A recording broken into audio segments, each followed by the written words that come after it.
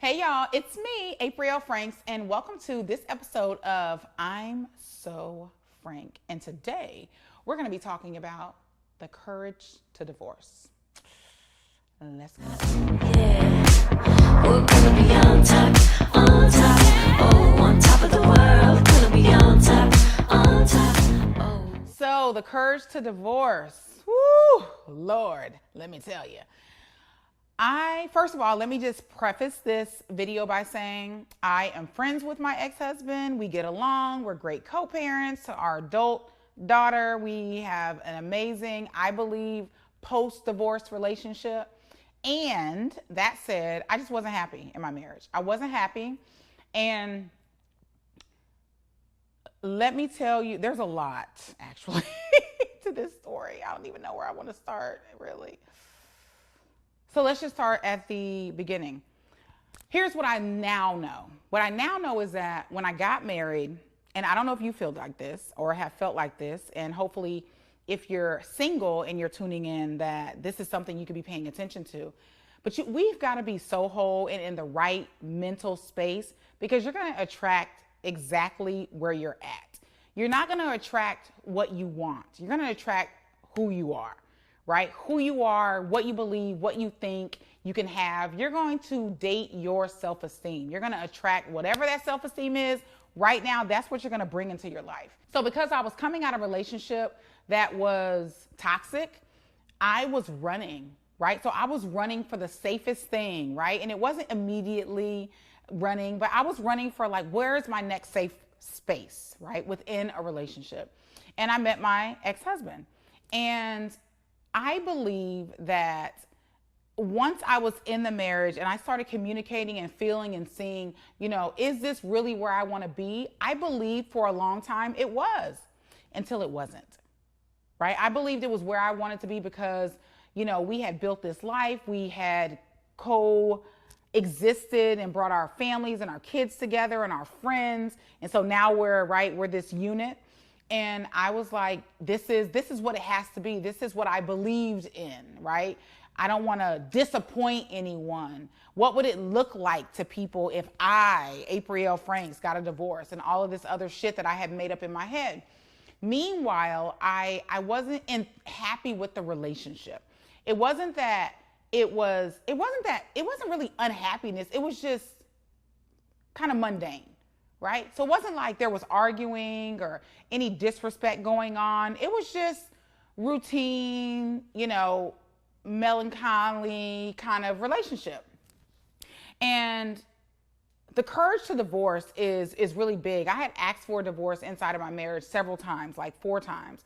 And I don't know initially at that time if it was because I was running, if it was I just didn't want to work it out, or whatever the things were. But what I realized for myself was that I had to really be honest about this thing. And let me tell you, before I even go there, I met with a woman who really helped me. Let's call her a life coach, right? And so we're in these sessions and she kept asking me, because I was having a really challenging time, right? I was super torn because I did not want to divorce.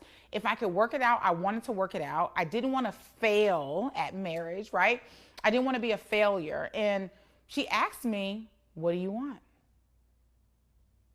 And I was like, what do you mean, what do I want? She's like, what do you want? And let me tell you, I don't know why that question pissed me off every single time she would ask me. And what I realized is that I knew what I want. I knew what I wanted at that time. And I didn't want to say it out loud, because me saying what I wanted out loud would be admission that what I was experiencing wasn't what I wanted, which then would further say that I would have to make a decision or do something about that. So it's not necessarily making a decision at that time to divorce, but I felt like that's what it was, right? I felt like this isn't the love of my life. And here I am basically wasting time, right? Wasting my time, wasting his time from preventing someone to come into his life to love him the way that he needed and deserved to be loved, and wasting my time for the same reasons.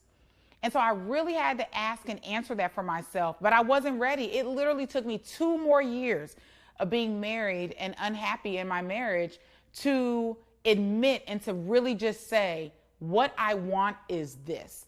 And this doesn't look like anything I've been told. This doesn't look like anyone else's relationship that I know. This doesn't look like, something that's going to be acceptable. But what I want is this. I want to experience freedom and love and sex and exploration and all the things. And that was a challenge because I was raised like most people. You're supposed to do things a certain way. You've got to get married by this time. If you don't, then your chances are slim of whatever. Finding a mate. You've got to have kids by this age. You've got to live in this type of house. I fell into that like a lot of people do.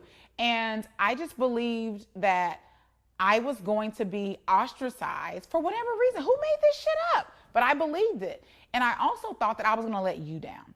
I thought that for the people that are connected to me inside of my community, especially for business, that it would let them down because so many women had looked up to me for so many different areas. And while I'm not a relationship coach, I'm not that person, I am a leader. I am a mentor to a lot of women. And I did not want to let them down. And I felt like for years in the marriage that me leaving and choosing divorce and choosing myself was going to disappoint them. And I didn't want to do that. And so I lived with that decision to stay in the marriage for longer than I should have. So once I decided and I had the courage to say yes to me, and yes, let's file this divorce. Yes, let me leave. Yes, let me walk into my next. Then things begin to shift and they begin to change. They begin to feel better because I was honoring what I really desired. I was honoring what I really wanted. Now, some of you may be saying, but did that hurt your husband? Sure it did. And he'll get over it. Sometimes the decisions that we make, they do hurt other people. And it's not because we want to hurt people that we love. It's just because this is life. And sometimes when you choose yourself and you say yes to you, other people may not like it. Other people experience whatever they experience as a result of it, which we have no control over. Because the truth was, he wasn't happy either. So it reaffirmed, right, that that's not where we really wanted to be in that specific relationship. And we wanted to change the dynamic. I wanted to change the dynamic.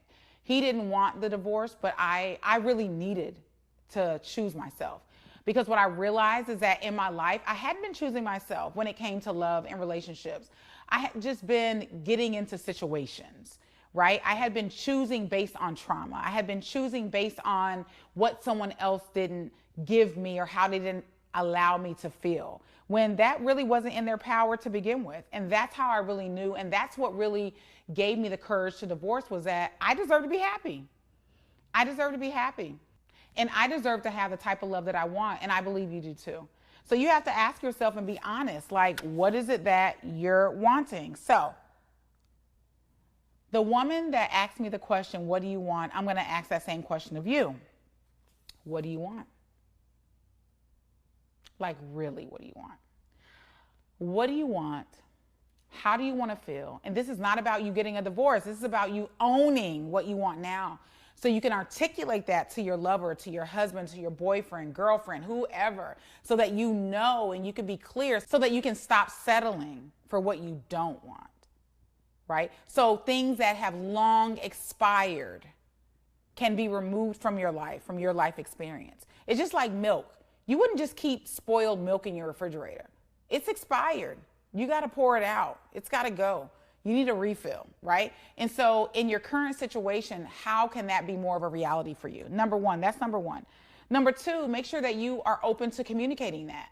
Don't just have a desire and then hold it, right? Because people can't read your mind, and that's not fair to anyone, right? If you can't articulate, this is what I want, this is how I want to feel, right? You don't have to tell a person what to do. You can tell them how you want to feel and how the things that they do make you feel that feels good, right? And focus on those things.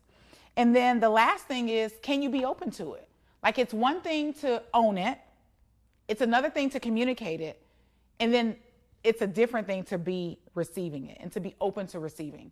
Because so many women, I find in my experience as a business coach, they are not open to receiving. They are not open to receiving. They say they want things, but then when it comes to receiving, they shrink. So then they never get it. And I think that's unfair. I think it's unfair to you, And I think it's unfair to every person that comes in contact with you because it's really a representative that shows up. So once we really start to own our power and own our own truth and be honest with ourselves, no matter what, then everything changes and you start to attract more love, more peace, more abundance in every single area of your life. And I think that that's really necessary. So this is not about you having the courage to divorce, or maybe it is. And I'm not encouraging divorce. I'm simply saying be honest with yourself and communicate your real needs and then be open to receive it. My name is Aprille Franks, and this has been I'm So Frank. On top of the world.